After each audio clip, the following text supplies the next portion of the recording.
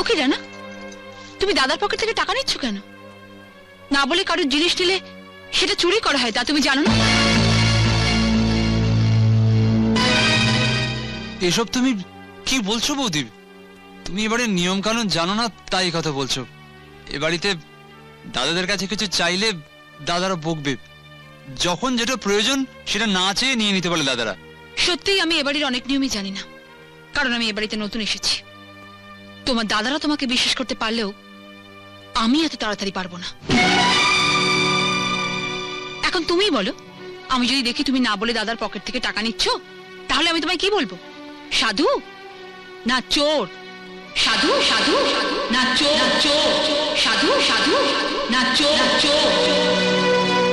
Sorry, আমারই ভুল হয়েছে।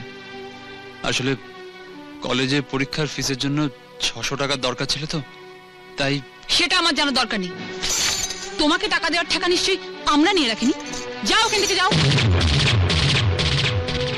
আর শোনো, ভবিষ্যতে আমাকে না বলে এ ঘরে আর কোনোদিনও ঢুকবে না, মনে থাকে যেন।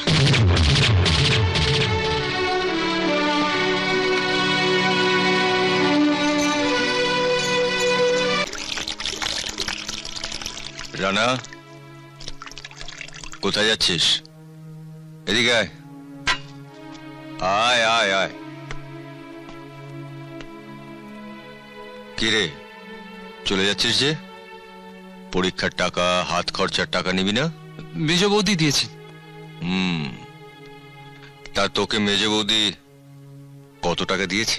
না মানে 600 টাকা, আর আমার হাত খরচের জন্য 200 টাকা, মোট 800 টাকা।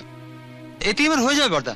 আর দেখ, যে শহরের ব্যাপার তো, কখনো একটু বেশি টাকা লাগতেই পারে।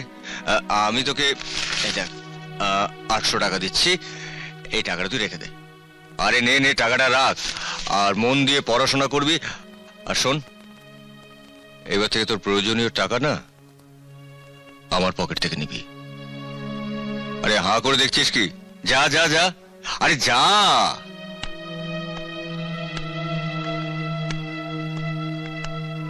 জানো, আজ রানা প্রথম আমার সামনে দাঁড়িয়ে মিথ্যে কথা বলল। তবে এতে আমি কিছু মনে করিনি, কারণ মিথ্যে বলে শুধু মেজ বৌদিকে বাঁচালো না, ও বাঁচালো ওর বুকের ভেতরে জমে থাকা আমাদের প্রতি ভক্তি, শ্রদ্ধা, আমাদের প্রতি ভালোবাসা।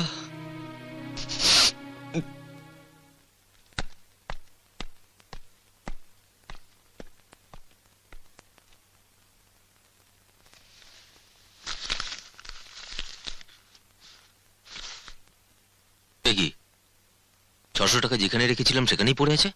ভাই টাকাটা নেয়নি? না বলে নিচ্ছিল, আমি বারণ করেছি। বারণ করেছো? হ্যাঁ। কি বলেছো তুমি ভাইকে? কি আবার?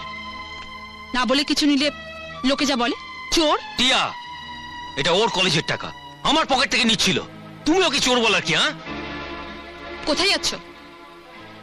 একটু আগে যে ছোট্ট চারা গাছটায় তুমি বিষ ঢেলেছো, এখন দেখি সেই বিষ মাটির থেকে সেটাকে তুলে অন্য কোথাও পুঁতে সেটাকে বাঁচাতে পারি কিনা।